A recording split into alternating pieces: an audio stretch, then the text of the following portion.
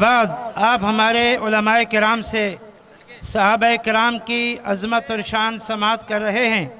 حقیقت یہ ہے کہ یہ دین ہم تک پہنچا ہے تو صحابہ کرام کی دعوت و تبلیغ اور جہاد سے اور ان کی قربانی اور محنت سے،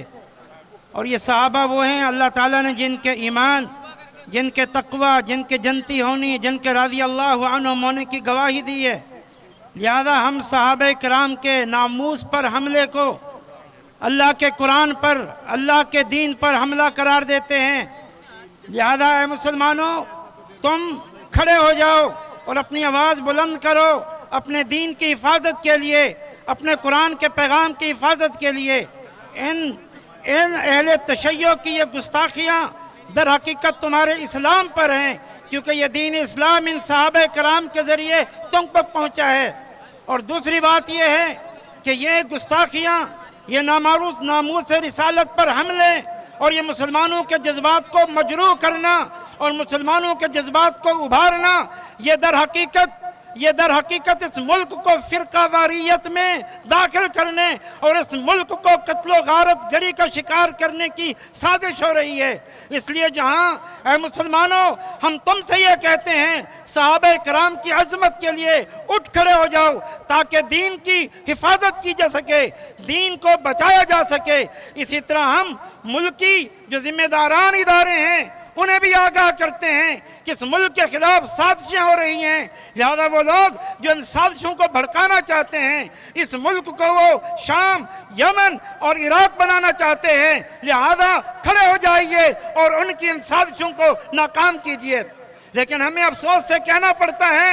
ہمارے ملکی ادارے، ہمارے ملک کی سلامتی کے ادارے اس سلسلے میں خواب خرگوش سو رہے ہیں اور وہ ذرا سا بیدار نہیں ہو رہے۔ یہی وجہ ہے اتنا بڑا جرم ہوا،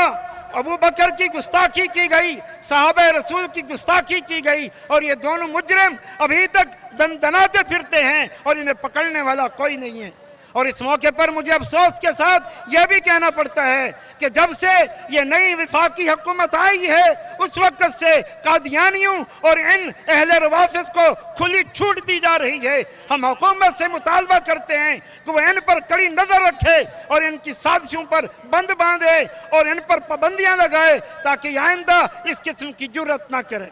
اور آخر میں یہ عرض کروں گا کہ یہ جو چند اجتماعات ہو رہے ہیں، ان اجتماعات سے آج یہ شیعہ حضرات یہ رونا رو رہے ہیں کہ ہم پر کفر کے فتوے لگائے جا رہے ہیں۔ بات یہ ہے کہ آغاز تم نے کیا، تم نے ابو بکر صدیق پر کفر کا فتویٰ لگا کے، صحابہ کرام پر تبرہ کر کے تم نے اپنے کفر پر مہر تصدیق ثبت کر دی ہے۔ اس لیے ہم اس موقع پر بھرپور انداز میں عوام الناس سے بھی یہ مطالبہ کرتے ہیں کہ جب بھی تمہیں کسی قربانی کے لیے بلایا جائے عظمت صحابہ، ناموس صحابہ کے لیے، تو اسی ذوق، شوق اور جذبے کے ساتھ تم نے حاضر ہونا ہے۔ اور حکومت وقت سے ہمارا بھرپور مطالبہ ہے کہ ان لوگوں کو لگام دو تاکہ آئندہ ایسی کوئی سرگرمی نہ ہو سکے۔ اب تک تو ہمارے قائدین نے صبر و چین نہیں دلا، لیکن لگتا ہے اگر یہ سازشیں، یہ معاملات قائم رہے تو پھر اس عوام کو سنبھالنا مشکل ہو جائے گا۔